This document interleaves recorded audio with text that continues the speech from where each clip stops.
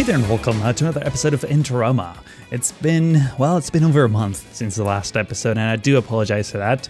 As many of you know, I've been traveling quite a bit, and in this episode, I actually spent quite a bit of time working on multiple things. I think I achieved quite a bit of progress, and hopefully I can show most of that development to you. I did have to remove some of the clips and speed some things up, otherwise it's just going to be like a crazy long episode.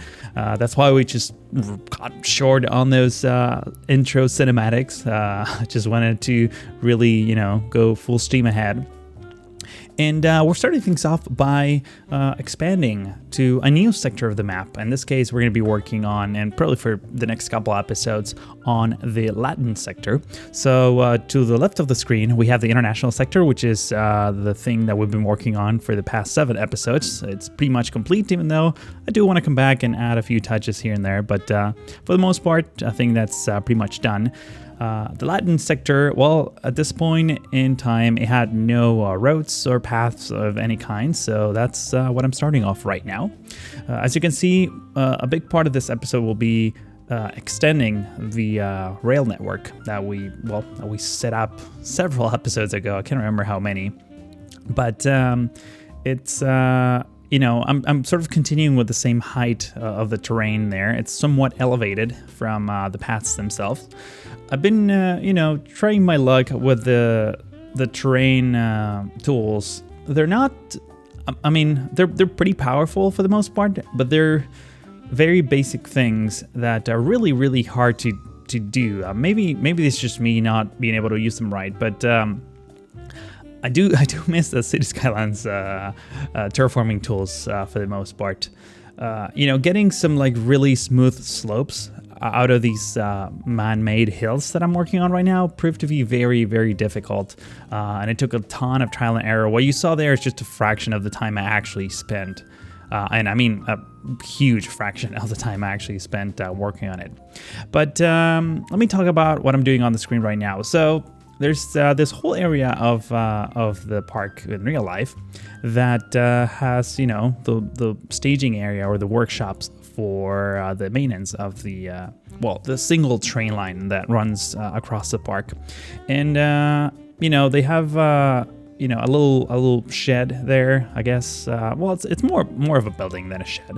You can just include a picture on the screen right now so you can see. This is, by the way, the only reference photo I was able to find. I'm going to stay true to this design to some degree, but what I'm starting things off with is basically creating 2 more train rides that will allow me to create 2 new sets of tracks that at the time of this time lapse right now, I'm basically overlapping, so they look like train switches. And this is all visual, by the way. None of this is actually functional. However, we're going to come back to that in just a moment. In the meantime, I'm also working on this little overpass that I didn't have any reference photos. I can just see a very subtle pixelated image from Google Maps of what it looks like. I do remember walking underneath this, about 3 years ago or something like that. Obviously, my memory is not as detailed to be able to, remember every single nook and cranny from this construction, but I do remember it was painting an ugly green color, which is what I'm doing right now. And I was just trying to combine a whole bunch of different materials here and try to sort of match the slope of the terrain so that it felt, that these sort of, walls kind of hold the dirt, I guess, the foundations of the bridge in place, and it doesn't look like just some weird wall that's just floating there. It took a lot of trial and error. This thing with the collision box, even though everything is turned off, paths still collide with the terrain. So not only the train tracks are kind of in the middle, I had to raise them, but I also had to make the pedestrian path a little bit narrower so that I could fit all these elements. I should have started with the walls and the terrain and then put everything else in place. But at the same time, I want to have everything be sort of aligned, right? So It's I don't think you can just strip away everything and do it in chunks. You do have to have some reference alignment type elements. In this case, the train tracks are probably the key. Not only the train tracks, but also the path are sort of the key components of this construction. So you absolutely need to have them in place in order to build everything around it. The quickest solution was for me to move the train tracks up and down all the time. I also wanted the supports of the train tracks, the sleepers, I guess, to be tucked into the concrete, not necessarily have them visible. I thought it was a nice visual treatment. Yeah, what I'm doing there right now, just hiding all that detail from the train tracks and just bake them into the bridge itself. Once I was happy with the design on the other side, it was just a matter of rotating in and duplicate it on the other side. Pretty straightforward there. I kind of left this bridge pretty much as it is. I'm just messing around with the terrain a little bit, but for the most part it's very undetailed as it stands at the end of this episode, so I will definitely come back to this whole area. In fact, spoiler alert, I guess, we're not going to go too crazy into details in this episode. I was I kind of ran out of time, so I'm definitely going to be working on most of the decorations in the next episode as well. There's going to be some level of detail in this one, but for the most part it's pretty barren, and it's just me setting up the main constructions and main buildings that I want. Another thing that we're not going to have in this episode is another train station. The train stations are located kind of far away from the one we already have, so it's going to take a couple episodes to get another train station going, and even that won't make the train functional. I think you need to actually have a loop for the train to work. So I might, I've been thinking about just going straight ahead and creating the whole train tracks around the map to close the loop and have something working, even though it won't be detail or anything like that. So, let me know what you think in the comments if you want to, see me spend some time working on that, even though it won't be super visually pleasing until I actually start adding the stations and the details pretty much throughout the park. Just closing the loop, make everything kind of work, and see what happens as we go along. And as I was mentioning before, this is sort of the workshop area for the trains. I started with a really simple design, kind of like a very long building. And what I struggled the most, first of all, I kind of doubted whether or not to detail the inside of the building. You rarely see the insides of buildings anyways, so I did add some level of detail, but for the most part, it's pretty barren and plain. You'll see, at the end of the episode how it came out, but what I was trying to achieve here is, a look that was pretty industrial, pretty basic. This is originally in the park, it's kind of like tucked away in the back and not really shown to the public at all. So it's not like, design or theme by any means. And I was trying to sort of follow that design, but also not make it super plain and boring, especially because the whole point of this series is to, decorate things and make them look a little bit realistic. So I decided to spend some time adding, like little details. You'll see as I go through this with this design. I wanted to have, like a central segment where have the building be very symmetric and have a central kind of row of windows that was somewhat separated from the rest of the roofs. However, I couldn't find a roof piece that was just like a flat thing, and I that's when I sort of decided to change the design a little bit and go for a bit of a more less symmetric or asymmetric design, where the windows are only on the one side, and then you get those, two different slopes, one that's larger and one that's basically shorter. And I'm actually kind of happy with how this one came out. I'm also using like two different materials to sort of break the different sections of the building, at least visually. And, you can see how the bottom part is kind of whitish and the top part is gray. The original building, as you probably saw on the screenshot, it's not as tall. And, it does have that separation of materials like I was just mentioning a second ago. But, I figured if I made it super small, or at least scale that it was in real life, it would be completely unnoticeable in the game. So I just went ahead, made it a little bit bigger, and in fact, the location of this building is also not exactly where it is in real life. So there is a roller coaster that's sitting, or will be sitting, right next to where this workshop area is, and in real life this staging workshop is in the back of that roller coaster. Unfortunately, as you can see, the edge of the map is right there, so I really cannot put anything. I'm kind of eyeballing the scales of everything at this point, so it really is not like one-to-one by any means, especially this whole area. I 100% eyeballed the paths and the dimensions of things. Everything everything important will fit, but it won't necessarily be in the same areas.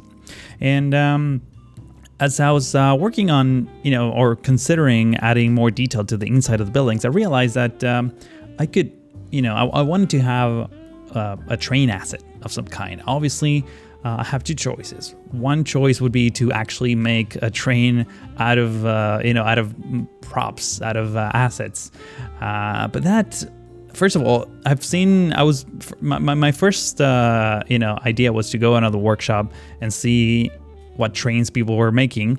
Obviously, these are all like huge trains because, for the most part, the pieces that you have to work with, all these like default materials, are pretty large in scale. You can't go really, really detailed. It's like building a train in Minecraft, right? You have like huge size blocks. It's impossible to get any sort of detail out of that, at least at the scale of the other trains. So at that point, I realized that the best course of action would be to just simply put another, train station and just have it turned off, which renders this park train, as you can see here, that kind of goes outside of the workshop on both ends, and I kind of like that design. So I started detailing pretty much around it, extending sort of the platforms, changing the textures to be all concretey, to basically have concrete textures all around and make it look like very industrial. Also, with the help of the brushes. And I'm going to be using a ton of brush textures, I guess, on this episode. Not just for this, but just the whole area. Just brace for that, I guess. But just make this whole thing more of a work area. Definitely more unkept than the rest of the park, because, again, visitors won't be seeing this area. It's kind of off limits.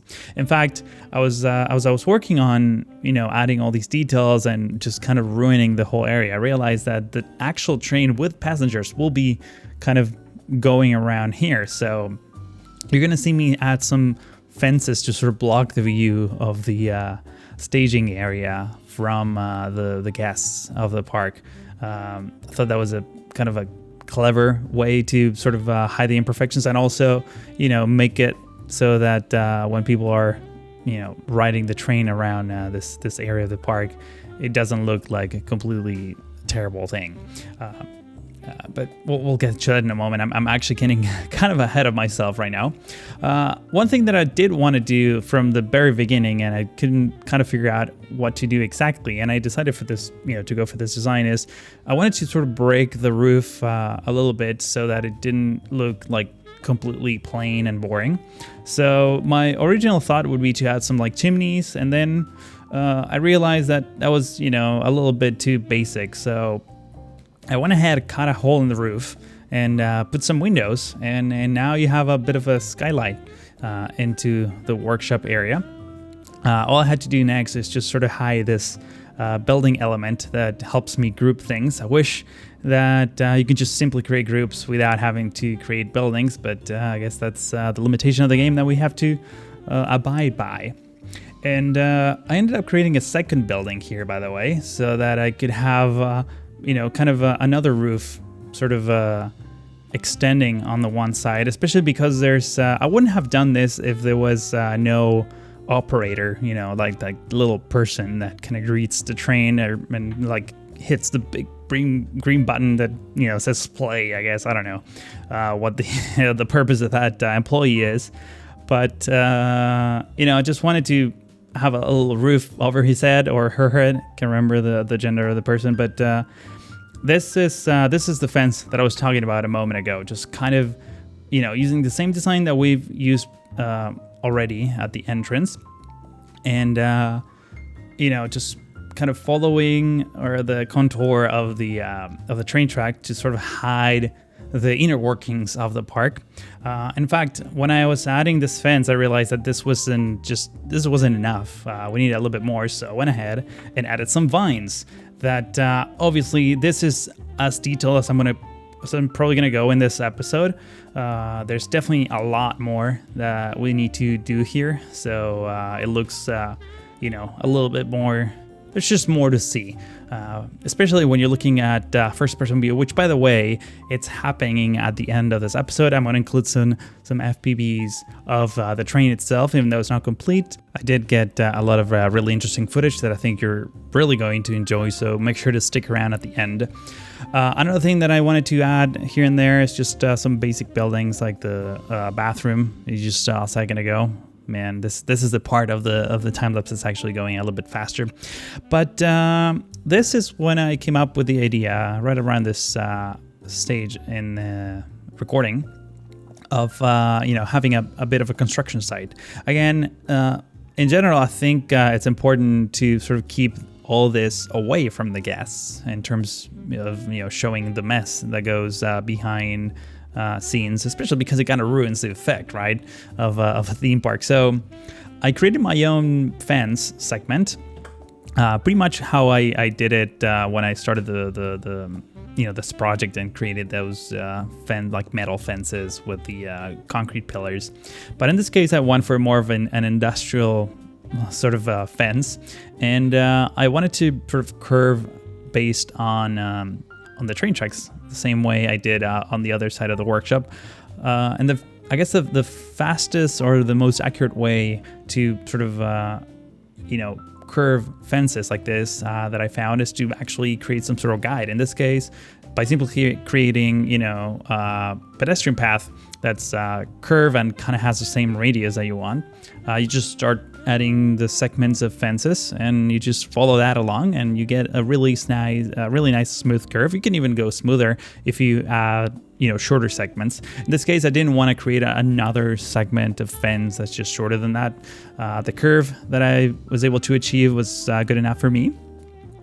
And then, as you can see, I'm also reusing some of the materials or some of the constructions that I did several episodes ago. This little shed with some like power transformers or some kind. I mean, it's a pretty generic maintenance shed in this case. This is definitely a shed for sure, at least on that scale. I just decided to put it there, just create a bit of a, just a whole maintenance area for the most part. Here, trying to add some extra fences and some extra pedestrian paths. I did want to sort of blend in this path into the workshop so that there's some sort of street. I definitely want to come back to this and add my own curves. That's why I removed the game curves by default. And the detail here needs to be definitely improved. Just wanted to, like I said, lay down the main, elements. And this whole fenced area is where the construction site will take place. Construction site of the movie theater. And before I get into that, I also want to point out the fact that the cable cars will sort of end around here. As you can see, that little house. I cloned it just a moment ago from the other side of the map. It's literally the same building. I might change the layout of that building, by the way, but I did want to sort of measure the distance, and that's why I put that like unconnected white cable tower. By the way, I'm also going to change the color of all the cable towers from black to white. I think white is a design that originally the park has, so I'm definitely going to come back to that. But one trick I found that really sets the tone for this construction area is to actually go with the brushes and just simply paint the whole thing a different color other than the default grass. And I found that when you zoom out, it really looks, you can actually see the separation of the different, the different parts of the park. Similar to if you watch my City Skyline series, you can, when I do farms or things like that, I tend to paint like different segments, different colors.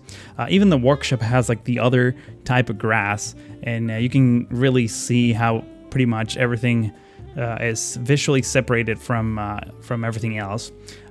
Here, of course, just filling the gaps with some trees. I want to have a bit of a forest, I guess, in the back. And this is it. This is my favorite part of this whole episode. I was having so much fun working on this. I started with some scaffolding, and I chose to go with this, this sort of tan, red, brownish type color, which is I've been looking at some reference photos of like construction sites, and usually when they're putting down the scaffolding and the beams and everything else, they're usually painted this color, which I'm guessing is some sort of a protective coat for rust, like Rust-Oleum or something like that.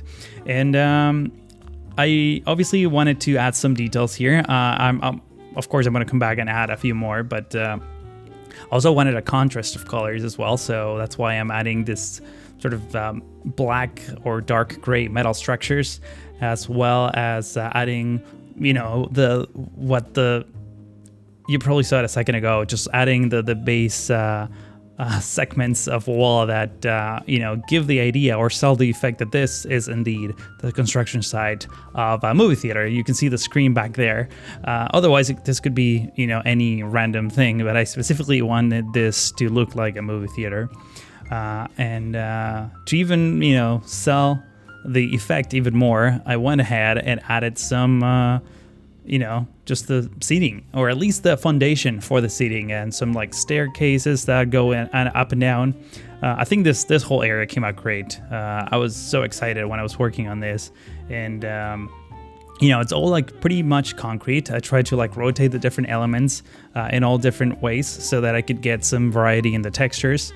You can see that there's a bit of repetition there, but I went ahead and well, in this case, I specifically replaced it with a roofed piece. But as I was working on the different levels, because I did add quite a few levels for this area, you can see that I'm basically removing a step in the middle section where the chairs will actually be, the seats will be, and that I thought that would help sell the effect a bit more. Of course, I need to provide support for that. I don't want to have even though it's under construction, I don't want to have a floating concrete structure. That doesn't look very realistic.